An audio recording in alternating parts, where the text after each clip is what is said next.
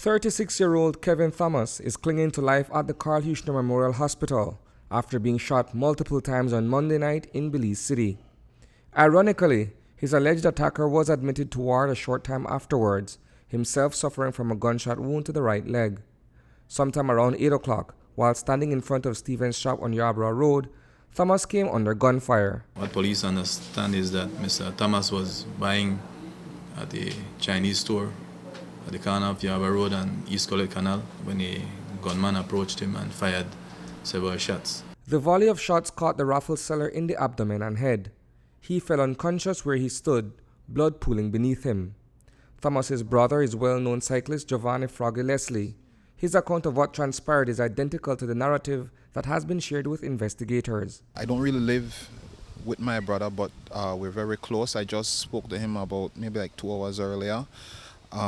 He left to go and buy at the local grocery store right around the lane, and kind of stopped in and spoke to some of his friends around the lane, and after that went to the shop, and he was at the shop. While at the shop, apparently some guys were circling or were already there waiting to do whatever they were there to do now, and shot my brother 3 times, 2 to the stomach and 1 to the head. The gunman then attempted to flee the scene of the shooting. 18-year-old Shadron Deshawn Gillett, believed to be Thomas's assailant, did not go far before coming into contact with a special constable who drew down on him with a licensed firearm. When the suspected shooter was leaving the scene, he was encountered by a special constable. That special constable was armed, and he fired shots at the suspect.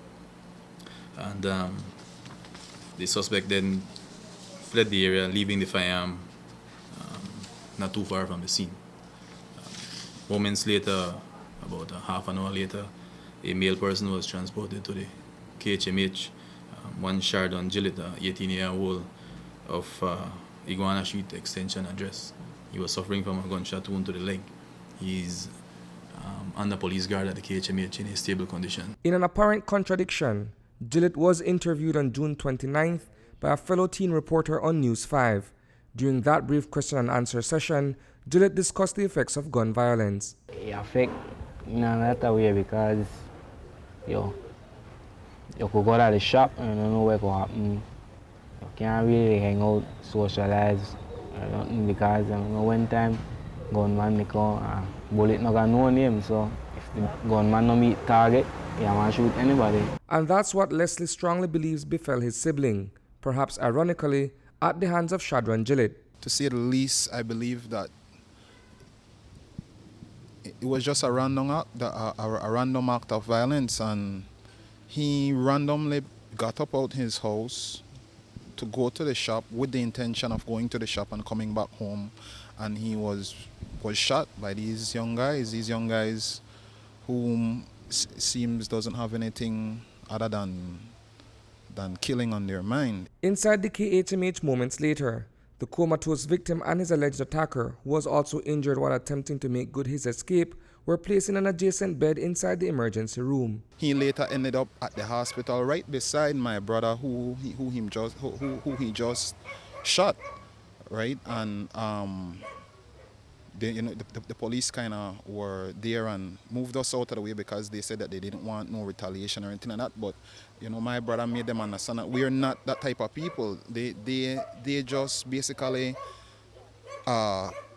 put my family in a situation that we would never imagine that we would be in. Doctors are saying that we should hope for they did 2 surgeries already, one to the stomach, and they're monitoring the bullet which is lodged in his head, and they're monitoring that and trying to see how they can best deal with that.